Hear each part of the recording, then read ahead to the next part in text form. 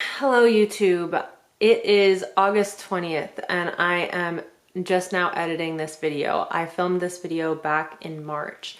I wanted to mention that because I didn't want you guys to see the title and absolutely panic. It has been over 3 months since I have filmed this video. Just wanted to say that. It's taken me a long time to post it because of things that you will see in the video, but this is a story. This is my experience. This is a real story, real experience. I am going to let you get into the video and then I will come back on the end of it and explain some other things. Hello everybody. Welcome to this video. I usually write notes for videos and today I didn't. I guess lately I've been not writing notes a lot actually. So this video is kind of unplanned and I'm just going to be telling the story like as I would a friend, I guess, because I don't have any notes. So please be patient with me and please be gentle because, you know, sometimes I might say the wrong word or say something in the wrong way, and just try to understand where I'm coming from. The title may shock you a little bit. Calm down a little because it's really not that bad. But, you know, these were words that were told to me, so I kind of wanted to use that name in the title to make you understand the shock I felt in the moment of when I was at my doctor's appointment. Anyway, I didn't know if I was going to post this video for a long time because I know I share a lot of things on here, but this thing really got to me. And I didn't know if I wanted any feedback about it. I really think that it is important to share because, you know, this is something that can happen and I felt like I was the only one because this is not something you hear about very often. So I just thought that if I put my story out there, maybe it could make the next person not feel as bad about their situation or as scared in their situation or as dumb in their situation as I felt.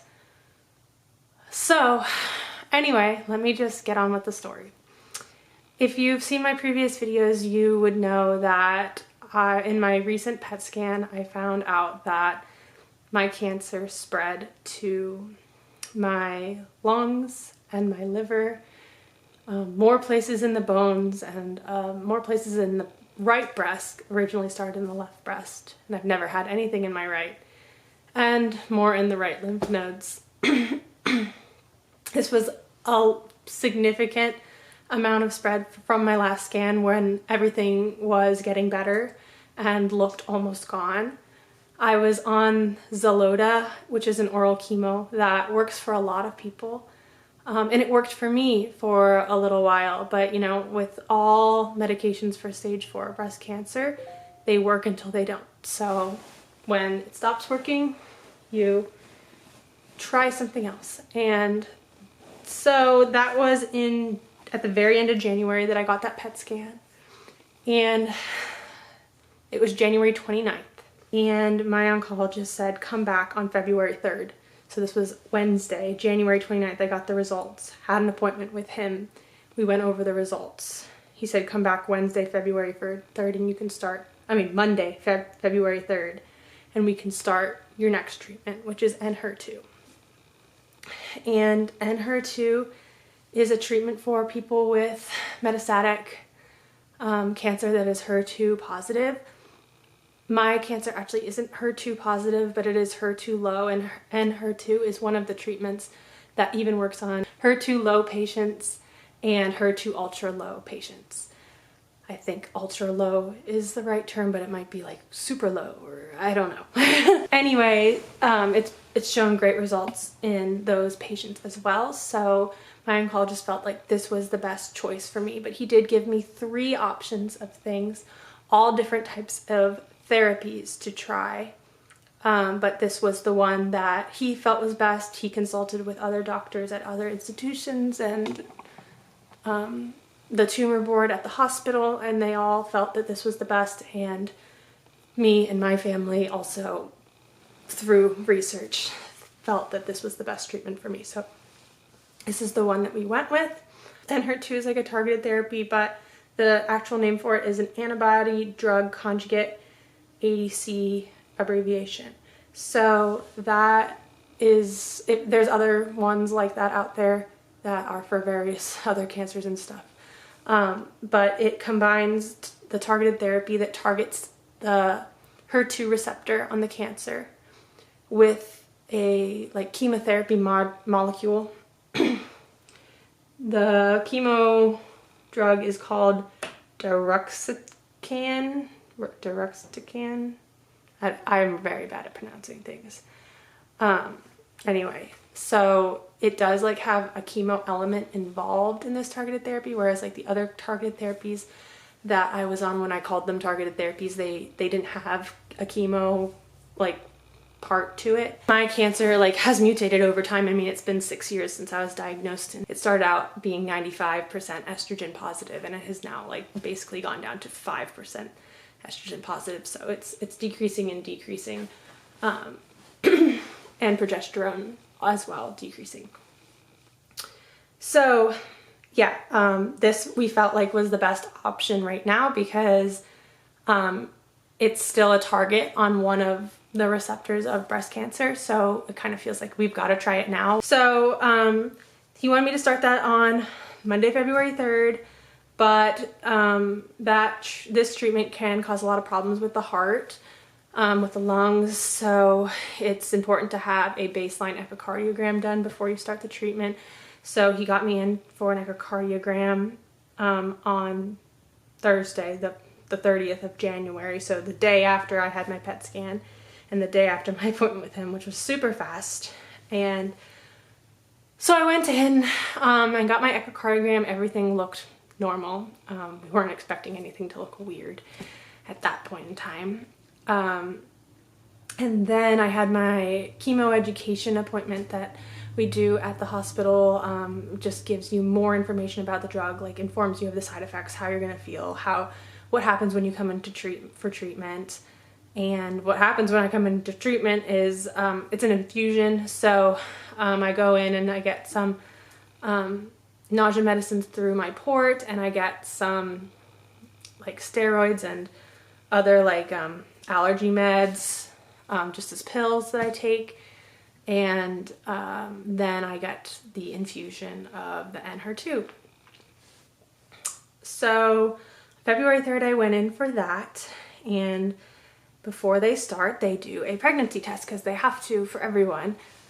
And then like they were drawing blood out of my port, and then I went in and I sat in the room, and my oncologist actually, he was supposed to be off work on Monday, but he came in for me, and I don't know if he scheduled other appointments, but because he's amazing and he works a lot and helps his patients, so he could have also scheduled other appointments on that day. But when I came in, they told me, hey, we only have one room for your oncologist today, so you have to sit here in the hallway until the room opens up.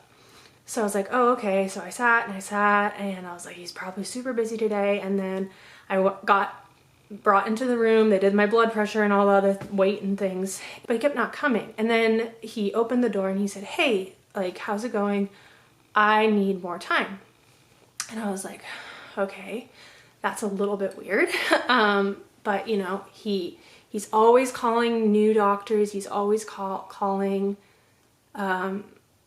not new doctors, but calling old friends and waiting for responses to make sure like what he's doing is right. And he had told me that this, I think at that time he also told me that this was going to be one of his quickest starts. It had only been 5 days since my PET scan, and we were starting a new therapy. So I think he wanted to, I was like, maybe he just wants to double check and make sure everything's okay.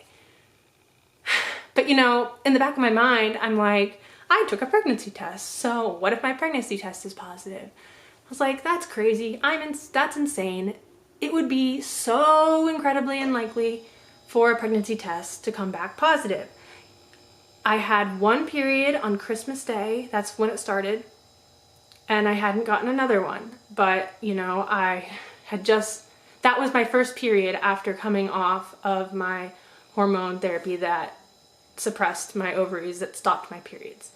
And I was like, my periods are probably super irregular because I just came off that stuff, and the last time I came off that stuff, my periods were irregular, and it was Christmas time and things were crazy. So I was like, and then also I'm on this oral chemo, and the oral chemo can mess with your periods and everything. So I was like, there's no way that I'm pregnant. But you know, whenever anyone takes a pregnancy test, it's always in the back of your mind like, well, what if I am?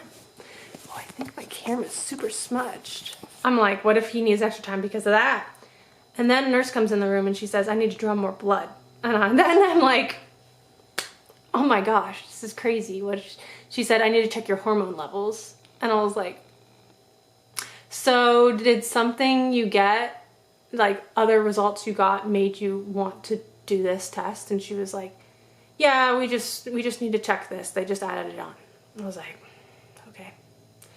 So then in my mind, I'm like even more thinking it's the pregnancy thing. And my husband's sitting next to me, just completely, I'm not saying any of this out loud because why would I? Because I'm crazy, right? I'm like, the chances with what we did to be pregnant are so low. Like, I'm not going to go into the details, but just so low that I was just like, this doesn't make any sense. Like, this is crazy. Not zero chance, but very low. And then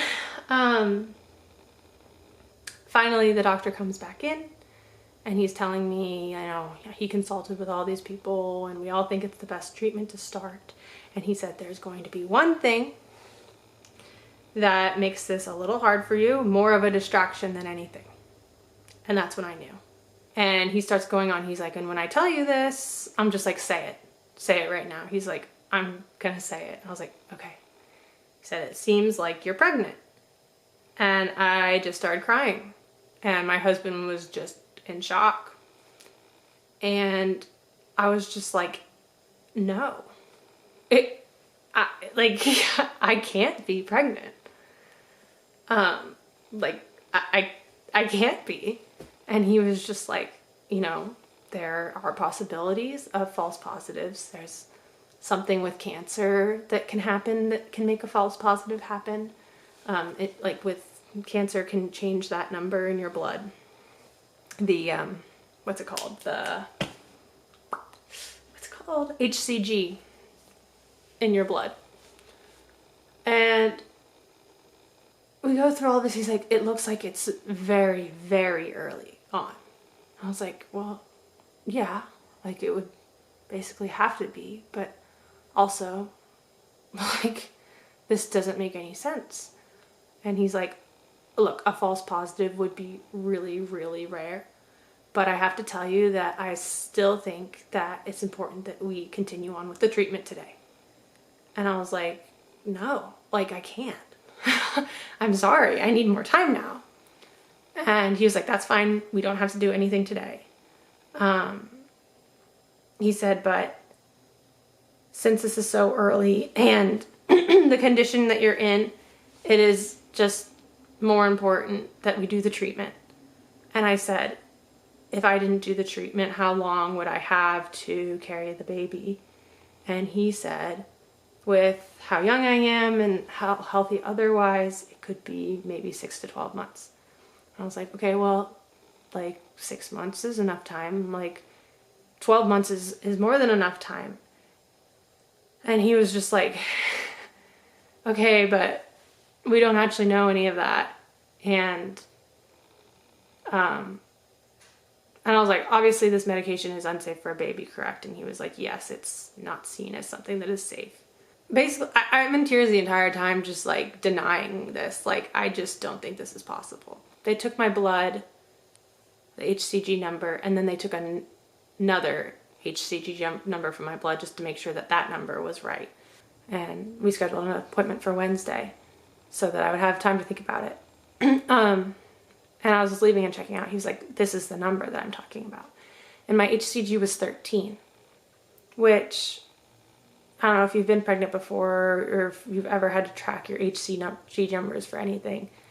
An HCG of 13 is not definitely pregnant. I think it has to be 20 for you to be like, you're definitely pregnant. If it's under 5, you're not pregnant. And if it's in between 5 and 20 or 25 or whatever the number is, you're in a gray area. And I was like, this makes absolutely no sense with the timing that we've got for the last times that we've had sex, because we had only had sex, I think, twice in the last month with everything going on and all my therapies and everything. And so with the dates that we had, like, it didn't make any sense with that number.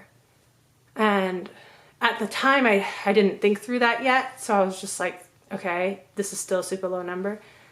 But then when I like was thinking about it more, I was like, this makes no sense. Even if we got pregnant one of those times, like this number, like it doesn't add up, whatever. And so then we go home, we think about it, we pray about it, we talk with family about it. Then my oncologist calls me that night. He says, hey, I re-looked at all of your scans. I looked up specifically more information about the drug because I had asked him, you know, when they say it's unsafe for pregnancy, is that because they have like actual evidence that it's unsafe for pregnancy, or do they just think based on like what it is that it's unsafe for pregnancy? Because I'm sure there can't be very many, you know, tests on it. And he was like, I'm trying to contact the drug company to get more information. But it looks like it causes like low levels of amniotic fluid and it is like harmful for a baby. He was like, I don't know what the numbers are. I don't know if this happened, you know, 10 times or 10,000 times or 100,000 times, or how many people were tested and whatever percentages. No, none of that. So I'm going to try to contact the company to see if they have any more information. I was like, great, thank you. And then he said, I looked at all of your scans again. And it looks like, based on the scan, the original number I gave you of 6 to 12 months is probably wrong. It's probably more like 3 to 6 months. And I'm going to tell you that like the 3 months are probably not going to be very fun months. Like you could be on a ventilator at any point. The stuff that's in your lungs, I've seen before just like break out and go crazy. And then you automatically have to be on a ventilator if you don't start treatment. That could happen basically at any point now. And, this really just doesn't seem like it doesn't seem like something you can do to not go on treatment. So after we had gotten off the phone with him, I think it just confirmed our original point, like that we had already discussed, like my husband and I, and with discussing with everybody else, we came to the conclusion that I should do the treatment, because for me, it would make me feel better. Maybe not to do the treatment because it makes me feel like I'm directly hurting a human being. But for everybody else around me, it's like gonna make their lives worse. It's gonna make my daughter that I already have worse. And not to mention, and my husband, and like not to mention the baby probably won't survive. I was hopeful at that point, I think, that I could go on the medication and the baby would still continue to develop normally and I could go on to have a baby and be treated for the cancer. And I think that was my hope at that time. But especially with that news that he had just called and told us when he said it's only going to be 3 months, that's not enough time for a baby to be born and to develop. And 6 months is barely enough time, especially with like how early I was in the pregnancy at that point, and probably not even enough time. We thanked God for making that decision more clear, because that basically felt like any doubts that we had about starting the treatment were gone, because now at this point it was like, it's not 6 to 12 months, it's 3 to 6 months. So I feel like I'm doing a really bad job of explaining this, but the baby can't benefit in any way, because the baby can't survive even if I don't do the treatment, because I will die. I will die, so the baby will die. So if I do the treatment, that gives the baby the best chance of surviving, and it gives me the best chance of surviving. And that's how we felt at the time, that we were making the best decision for the unborn baby and for me. And that phone call made everything more clear. So we made this decision. We went in on Wednesday, and my oncologist says, okay, you want to start treatment today? And I said yes. And he said, we're going to take the HCG number again. And I said, okay. And they took it again, and the HCG number was 14. So it was 13 on Monday, 14 on Wednesday. And if you know anything, HCG numbers typically double every 48 hours. So my HCG should not have only gone up to 14 in a normal, healthy pregnancy. So my oncologist says, we have a problem now because this could be an ectopic pregnancy. I can never say that word. And I was like, okay, it could be, sure. And he was like, so before we start treatment, you need to go get whatever that medication is that kills babies. Like when you want to like force a miscarriage and stuff. And I can never remember the name of that medication or say it really. Anyway, so I'm not even going to look it up because I know I won't be able to say it. And I was like, why? Like, I don't want to do that. And he was like, because you could be having an ectopic pregnancy. I was like, okay, but even if I'm having an ectopic pregnancy, those numbers of HCG aren't enough for it to be worrying right now. So why don't we just like keep checking my HCG and see if we need to be concerned later on? And he was just like, well, I don't know anything. I don't really know much about this. And I was like, yeah, I know this isn't your area of expertise. He's like, I can get you in to go see an OB across the street right now. I'll call them over and see if anyone can see you. And I was like, great, I'll do that. And he was just like, but there's a problem, like with the whole, there's an ethics meeting going on right now at the hospital. And one of our pharmacists is not going to sign off on giving you your chemo treatment until you have this medication to kill the baby. And I was like, that makes no sense.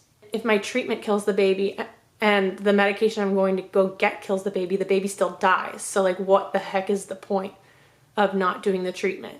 And why do I have to like consciously go in and kill a baby? Like that is something that's, I don't think is okay with me right now. And he was just like, I know, but like, what if it's ectopic and then that can kill you like right away? And I'm just like, look, I don't know. I'm not OB, but I've been pregnant before and I've frantically searched numbers about things before and frantically searched information about ectopic pregnancies because I've been pregnant before, and you're left in this gray area for the first 8 weeks before you have an ultrasound where you're like, is everything going okay? So of course you're going to Google everything. And I remember from Googling that I don't think that this is something that we need to be concerned about right now. And he was just like, okay, so how about you just go over and see the OB and I'll let you know what the ethics people decide. And I was like, okay, I don't think I can get this medication today. Like, if they decide I can't get my Enhertu, I don't think I can take the medication today to kill the baby that's in there, because I know that's probably not a viable pregnancy based on how the HC numbers went up, but like, what if it is? And I can't knowingly do that. And he was like, yeah, get it. Go over and see them. So I went over and I went to go see the OB, who happened to be the same OB that I saw before moving to Alaska when I first found out I was pregnant in 2022 with my daughter. So that was cool. She got to like see that I had a healthy baby and stuff. And she said, yeah, I'm not worried about ectopic pregnancy right now, because I wouldn't worry about that unless your numbers got to like 1,500 or something and they were still slow growing. That's when I would be worried about it. But an HCG of 13 and 14 is not something to worry about. I can tell you that this is not a viable pregnancy, and you will likely miscarry on your own. You'll probably have a period within the next week. I don't think that we need to give you this medication today.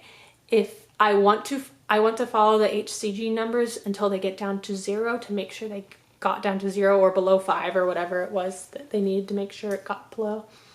And we need to check that. But as long as they do that and you get a period, there's no reason to give you this medication right now.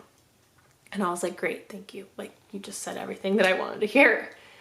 And while we were over there, we were texting my oncologist. We're telling him all the information that the OB is telling us. Basically, my mom was texting him so that I could ask her questions. And then I asked her, can I give you these 2 days that we had sex?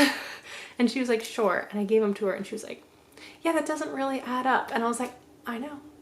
She's like, well, the sperm can live in the body for this long. And I was like, yeah, I know. But even if you take that into account, she's like, yeah, it still doesn't make sense. Huh, that's really weird. Who knows what happened? Anyway, at this point, I'm like, I still feel like this could be a false positive of some kind, or like some kind of like thing. Cause I know that the probability of a false positive is unlikely, but it's also extremely unlikely to be pregnant based on what we did. So I feel like it's kind of the same chance, but I don't know. It probably was just like a chemical or miscarriage, you know, right in the beginning that no one would even know about unless they got a blood test at a perfect time like I did. So this was my at-home pregnancy tests. My cheap ones were not showing a positive. I had to get I did do this. I went to the store and got a first response one that tells you like 6 days sooner. And that one told me that I was pregnant. But my regular ones that are not supposed to tell you until your missed period or like a few days before your missed period, all were basically negative. Or they had like these tiny faint lines that I probably wouldn't have even noticed if I wasn't really looking for them. I would have just thrown them away. So I'm like, this is so early. And you know, I don't know. And I'm not going to try not to think about it because it makes me sad. But anyway. So I go back over and we're texting with my oncologist. My oncologist said the ethics meeting went through and they all said that it's okay for you to go get the medication today. And I was like, great. So I go back over to the cancer center. We get all set up and I get my treatment, start getting the pre-meds for my treatment. And then this ethics person comes in and she's like, hey, I need to talk to you. I was like, okay. She's like, I need to make sure you're like of sound mind and know what you're doing. It's like, okay, so I needed to give her like this whole explanation of why I was doing the thing that I was doing. This wasn't the hard day. The hard decision was from Monday to Wednesday, trying to decide whether to get the treatment based on the information we had at that time. That was the hard decision. Like, do I want to go through with the treatment? Then that decision was made easier knowing that I would only have 3 months to live without the treatment. And we decided that I was going to get the treatment. So I told the ethics person today, I was just deciding whether or not to get the treatment or go get a medication today to cause this miscarriage or whatever. Which if I got that medication, I don't think they would have let me get the treatment on the same day. So think about that. They would have had to delay my treatment even longer. So that was also part of the concern. I forgot to say that before. They would have had to wait a certain amount of time because they don't know how those two medications interact. So I would have had to wait maybe like another week before I could get the treatment. And I didn't want to do that. I wanted to get the treatment as fast as possible. The baby's going to like die from getting the medication that kills the baby, and the baby is going to be harmed from getting the treatment that I get today. So it makes way more sense for me to just get the treatment today because both of them are harmful for a baby. And she was like, okay. That's a really good way of looking at it. I was like, okay, thanks. And she basically had to like, cause I didn't know how much I was supposed to tell her. So before I told her that, like I told her like, I just answered her questions directly and she just kept seeming like she wasn't satisfied. So I gave her that whole long explanation. She's like, okay, you sound like you know what you're doing and you made an informed decision. Yeah, we felt good about the decision. I got the treatment. Took a while until I did end up getting a period because I went back in on the next Friday. I got my HCG levels taken again and they were down to 3. So we were like positive at that point that I wasn't pregnant because a number below 5 means you're not pregnant. So could have been so many things, but try not to think about it because it's sad to think about like losing a baby. Even though it probably would have been lost anyway, even without me starting that treatment, because like I said, the OB was very certain it was going to be a not viable pregnancy, even before I started the treatment. So I try not to think about it because it would have been something that, you know, I never would have known about if I hadn't gone into the hospital that day. But maybe there is some reason why I know about it. Maybe it's to tell this story. Maybe I don't know what it is. But I think that there's reasons for everything. So maybe one day it'll be made clear to me. It took a while for me to get my period, but I eventually did. I think it was like a week and a couple days. I've seen great results from this treatment so far. All of the stuff that was in the lymph nodes under my arms has basically melted away. I can feel it gone, and in my breast. And I had this cough from the cancer in my lungs, and that is also completely gone. Like I said at the beginning of the video, the title is shocking. But, you know, like I said, I wanted to name it that so that you could understand the shock that I felt at that time and the seriousness of the situation. But like I said, also, it's not that serious now, not pregnant, and I don't think I'm going to die in 3 months. It's actually been a month and a half since I started treatments, and things are going better. I'm still having a little bit of pain in my hip bone from the cancer that was there, but I use that bone joint constantly. So that makes sense. And I might get radiation on that hip. I haven't decided yet. I'm filming this video on March 19th. I have had 3 rounds of Enhertu. My last one was yesterday. But, you know, I'll have another video about the side effects of Enhertu and my experience with Enhertu, because this video, that's not the point of it. Anyway, I felt like my life was crazy. I felt like what's next, kind of, you know, when you have a PET scan and you're like, the cancer's in your liver and lungs, like not would have expected that. And then you get told you're pregnant, and then you get told you have 3 months to live. You know, it's just like thing after thing after thing. And you're just like, what next? What can you throw at me next? So that's why, like, I don't know, I think it's really important. Take things day by day. Do the best with the information that you have, and try to make the best decisions for your health, and try not to dwell on things for too long. Enjoy every day that you have, because, you know, I'm still here after 6 years with a stage 4 diagnosis, and I think that that's pretty incredible. And we try to make the most of every day, every year, and not let any of this bother you. But like I said, I did cry, and I'm not really a crier when it comes to medical information. I didn't cry after the news of my PET scan at all. I was just kind of like, all right, let's figure out what to do and let's deal with it. But, you know, when I'm a mom, and I mean, when I get told I have a baby that I could be killing, you know, that makes you emotional. And obviously, I think anyone would cry. All I know is that there has to be a reason that this all happened, and I feel like sharing this story can make the next person feel less alone in it, because I just was like, when does this happen? Who does this happen to? Like, no one I know, no one I can find. So I hope you enjoyed this video. If you have any questions, leave them in the comments. I will try to answer them. Hello, I'm back. I'm so sorry it took me so long to get this video out there. I filmed it, like I said, in March, and I was afraid to post it. I think because I thought that I was gonna get hate comments on both sides. I think I thought that if somebody thought that I should have been keeping the baby, then they would have criticized me for getting the treatment.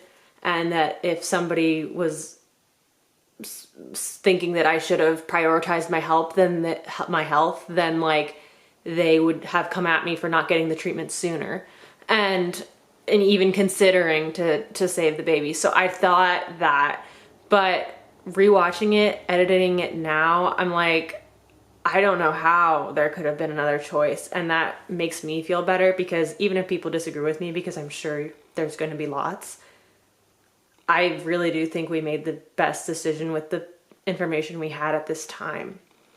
Another thing that is, I think, making this easier to post is that I really do think that this wasn't a real pregnancy at all. Like, I don't even think it was an early miscarriage. I think it was just numbers in blood. The reason I think this is because I took a pregnancy test like a couple months ago or something. I don't even remember when it was.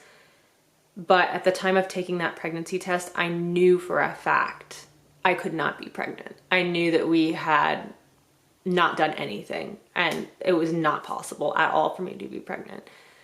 And that pregnancy test showed a very, very faint positive. So I think something could have been going on with my cycle, where if I like tested at the right time, some pregnancy tests came back positive and had this tiny amount of HCG. I really don't know, but that kind of made me feel better about the entire thing. I think I had in my mind that this was all my fault, that like I was dumb, I caused all this to happen. And taking that pregnancy test later, knowing that there was no possible way for me to be pregnant, and having it come back positive just kind of showed me like, this is not your fault. This is a thing that can happen. And then that made me think, wow, you're dumb for even thinking that. Like, of course it's not your fault. Of course, no one can predict these things are going to happen. Like, if you use the precautions and things happen anyway, it's not your fault. It's not even your fault if you don't. Like, things happen. So I think now at this point, I'm way more at peace. Less stressed about this situation than I was even at the time of filming this video, when I thought that I had gotten over it, when I clearly hadn't even gotten over it then. And so it's August and this happened in February, and it's taken me 6 months, I guess, to get past all of this. Like, that's how big of an impact this event had on me, which I think really does say a lot. And that just makes me want to share the experience even more, because if it had this big of an impact on me, how big of an impact is it going to have on the next person? Could this video help somebody? And it's just, you know, a wild story. So even if, you know, this story can't help you at all, at least you can get some entertainment from it. Anyway, that's all I wanted to say, I think. Okay, edit number 2. I don't know why I didn't think this, but also I'm alive. There's also that. I'm also incredibly thankful for that the treatment worked. And I can't believe that 6 months ago somebody told me that I could have 3 months to live if I didn't get treatment. So that is incredible. I'm very, very thankful for that. I hope you enjoyed this video, and leave comments if you have questions. Yeah, that's all. Bye.